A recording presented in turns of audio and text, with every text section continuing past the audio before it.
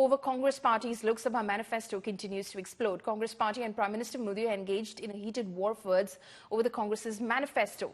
Prime Minister launched scathing attacks labeling the Grand Old Party's manifesto as an attempt to implement urban Naxal ideology. Prime Minister renewed his redistribution of wealth attack against the Grand Old Party, accusing it of aiming to conduct a wealth survey in an attempt to seize assets and redistribute wealth. The Congress hit back, accusing Prime Minister Modi of trying to divert attention of the people by giving hate speeches. Upping its ante, opposition netas too slammed Prime Minister Modi, calling his remarks objectionable and highly deplorable in nature. हमारी माताओं बहनों के पास सोना होता है। ये सोना अवसरों पर सिर्फ शरीर पर पहन करके प्रभाव पैदा करने के लिए नहीं होता है। हमारे देश में माताओं बहनों के पास जो सोना होता है, कितना ही कम क्यों न हो, वो स्त्री धन होता है, पवित्र माना जाता है, कानून भी उसकी रक्षा करता है।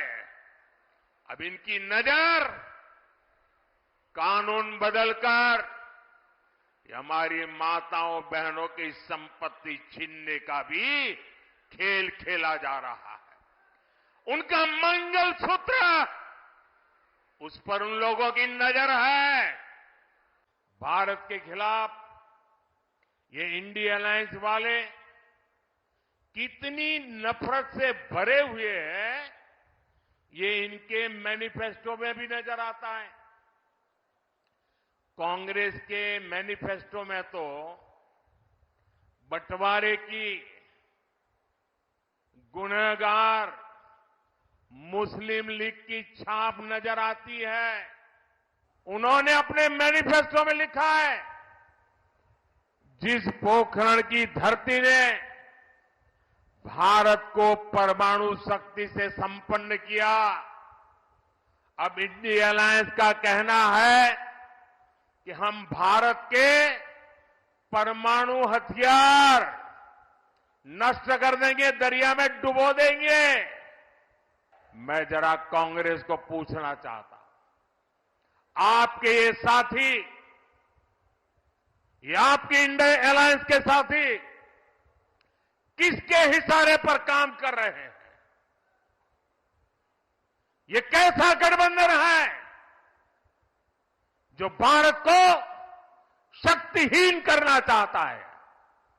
आखिर किसके दबाव में आपका ये गठबंधन हमारे परमाणु ताकत को समाप्त करना चाहता है? पहले जब उनकी सरकार थी, उन्होंने कहा था कि देश की संपत्ति पर पहला अधिकार मुसलमानों का है। इसका मतलब ये संपत्ति इकट्ठी करके किसको बांटेंगे? जिनके ज्यादा बच्चे हैं उनको बांटेंगे। घुसपैठियों को बांटेंगे। क्या आपकी मेहनत की कमाई का पैसा घुसपैठियों को दिया जाएगा? आपको मंजूर है? ये कांग्रेस का मैनिफेस्टो कह रहा है। Congress party's manifesto has been prepared in a way that they win election in Pakistan. The manifesto is more for the people of Pakistan, less for the people of India. The Congress party has done a manifesto which will snatch resources from the common people, and Congress will destroy the economy of this country. So we have interpreted the Congress manifesto in the most right way, correct way. And I will challenge them to come for a public debate to show that this manifesto is nothing but appeasement. 140 crore के वजीर आजम को क्या ये जेब देता है? ऐसे जुमले कि मुसलमानों को तकसीम करेंगे, मुसलमानों को घुसपैठी कहते हैं, मुसलमानों को बच्चा पैदा करने वाले कहते हैं। हम घुसपैठी हैं, बच्चे पैदा करने वाले हैं। नरेंद्र मोदी साहब, आपके कितने भाई बहन सब मिला के, इनको भी मिला के, इनके भाई बहन सब मिला के इनके पास भी 6 हैं। फिर हम बच्चा पैदा करें।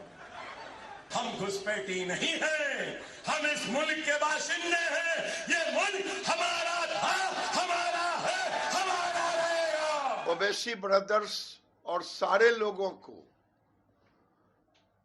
मैं चुनौती के साथ कहता हूं कि इस चुनाव में घोषणा करे कि जनसंख्या नियंत्रण कानून हम लाएंगे, तो मैं समझ लूं को अधिक बच्चे पैदा करने वाले लोग समूह को समर्थन नहीं करते। कौन सा मुस्लिम लीग का इश्यू है उसमें?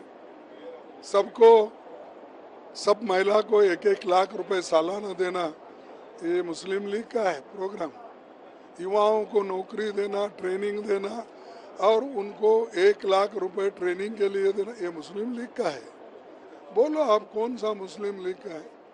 अरे 25 गारंटी हमने जो दी सबके लिए दिए हैं, गरीब के लिए है, महिला के लिए है, युवाओं के लिए है, दलित के लिए है, सबके लिए हमने दिया है।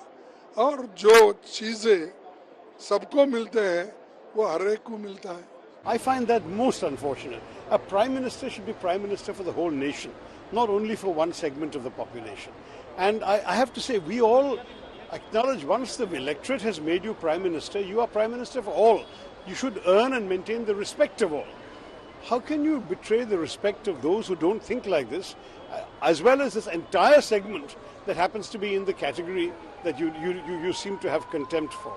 It's most unfortunate. On this one, I must say, it is impossible to find a good word to say about those remarks of the Prime Minister.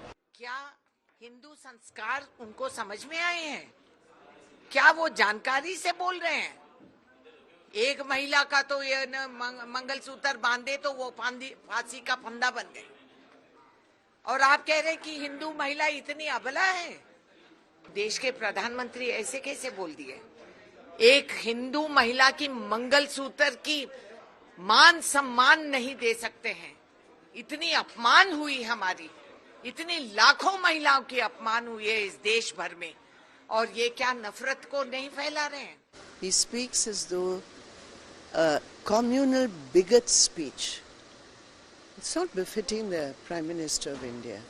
And in the elections to use such language, it is hate speech, extreme hate speech.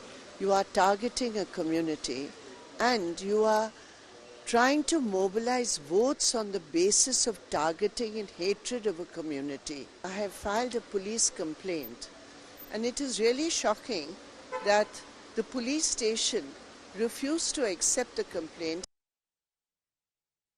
My colleague Ashutosh Mishra is now joining us live on this. This has turned into one of the biggest flashpoints as far as this election campaign is concerned. The Prime Minister, of course, reiterating what he said earlier in Rajasthan, again while he was campaigning yesterday, but the Congress saying that he is misinforming the electorate about the Congress's manifesto. Ashutosh. Well, not probably only Congress, but you see the entire India bloc, the opposition, and even from some social spectrum, social corner, this is also, escalating a sharp criticism on the Prime Minister, even by the opposition party, that should Prime Minister have been spoken about these things in a rally and in the, high voltage campaign like 2024. And the very interesting word you heard from Himanta Biswa Sarma in the previous reports, that it's the BJP's interpretation, and even invoking, forget about Muslims, this is also smoking about Pakistan, that this is attempt to appease the Pakistan. So clearly when you have these kind of words, vocabulary, statements being used in a political rally, then of course your opposition will criticize you, and that's exactly what they're taking on. In fact, Mallikarjun Kharge or the India bloc have been even writing the letter that meet us, we will get you the manifesto and let's speak about where there is Muslim appeasement have been spoken about. But as you rightly said, the way it is escalating, Prime Minister is taking the issue to the public, opposition is calling. One thing is very much clear, that this is not going to stop just here. Rather, it will escalate further as there are, multi-phase elections are still left. So it is going to be a high-voltage political campaign in the coming days, Pauline. Right. Ashutosh, thank you for joining us with all of those details.